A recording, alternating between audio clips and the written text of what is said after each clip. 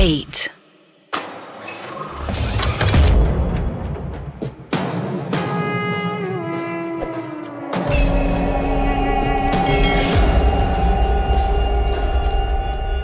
शिवम फर्श पर गिरा हुआ था।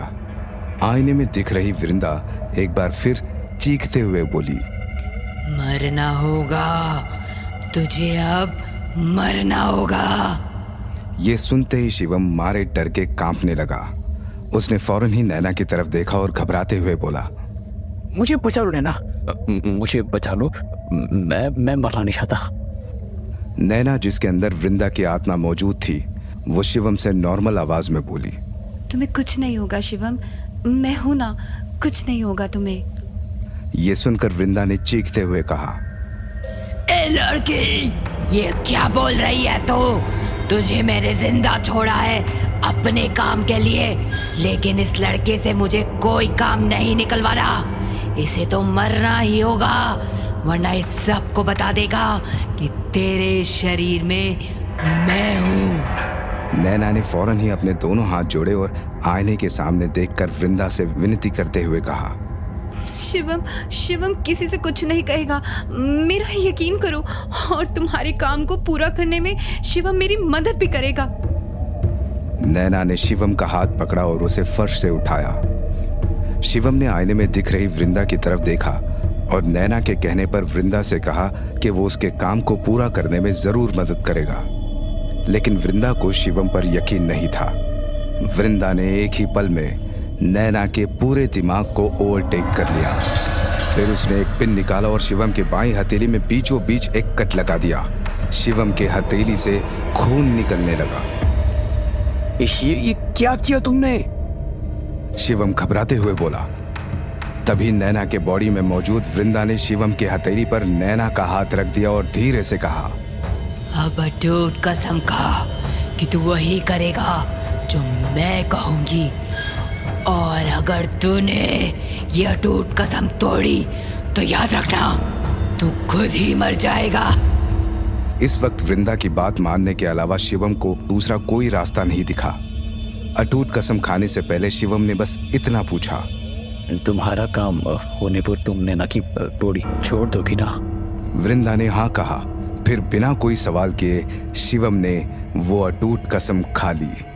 उधर नीचे रिसोर्ट के पार्टी हॉल में निखिल की आंखें केक पर ही टिकी हुई थी। एक लाइव बैंड भी वहां मौजूद था। अंजलि के कहने पर बैंड का लीड सिंगर देव की पसंद के गाने गा रहा था, लेकिन देव का सारा ध्यान अपने भाई शिवम पर था, जो अभी तक नैना के कमरे से नहीं लौटा था।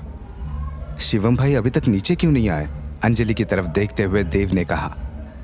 देव को परेशान देखकर अंजलि ने धीरे से कहा, वो अपनी गर्लफ्रेंड के साथ है देव, क्या पता दोनों कुछ जरूरी बात कर रहे हो। तुम फिक्र मत करो, आ जाएंगे वो। और तुम्हारी पसंद के गाने चल रहे हैं, थोड़ा ध्यान उन पर भी दो ना। इस पर देव सीरियस लहजे में बोला, I am serious Anjali, Shivam भाई को गए हुए 10 मिनट से ज्यादा हो चुके हैं, उन्हें अब तक आ जाना चाहिए था। कि तभी पीछे से एक हाथ देव के कंधे पर आया। देव मुड़ा तो सामने शिवम खड़ा था।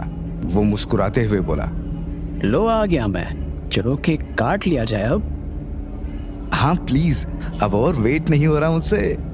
टेबल के पास खड़ा हुआ निखिल थपाक से बोला। केक कट करने के लिए देव ने चाकू उठाया। तभी उसकी नजर शिवम के लेफ्ट हैंड पर पड़ी। शिवम की हथेली पर बैंडेज लगी हुई थी।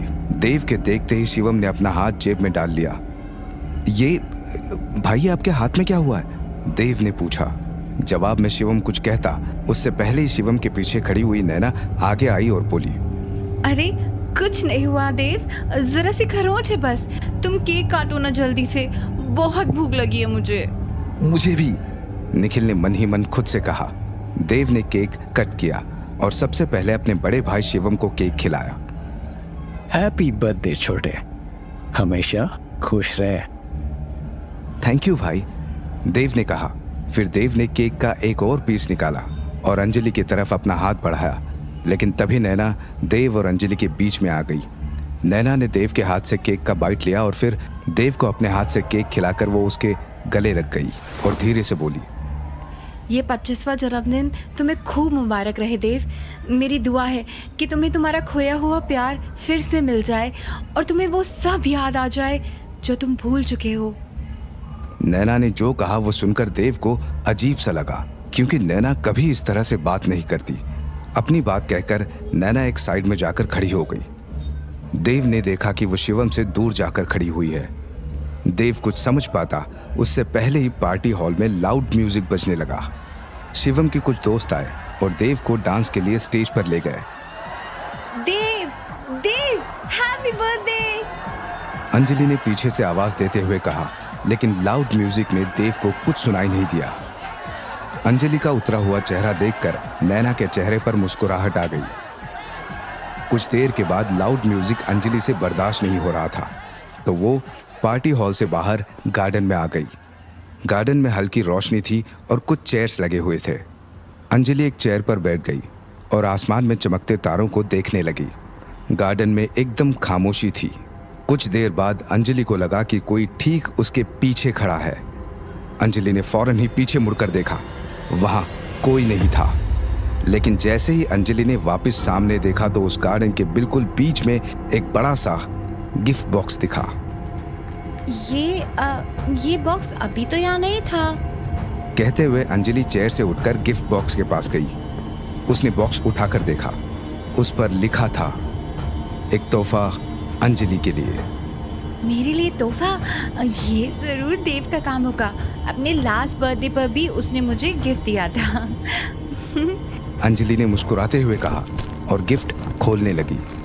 और अगले ही पल अंजलि ने जैसे ही गिफ्ट देखा, वो गिफ्ट बॉक्स उसके हाथ से छूट गया। वो जोर से चीखी,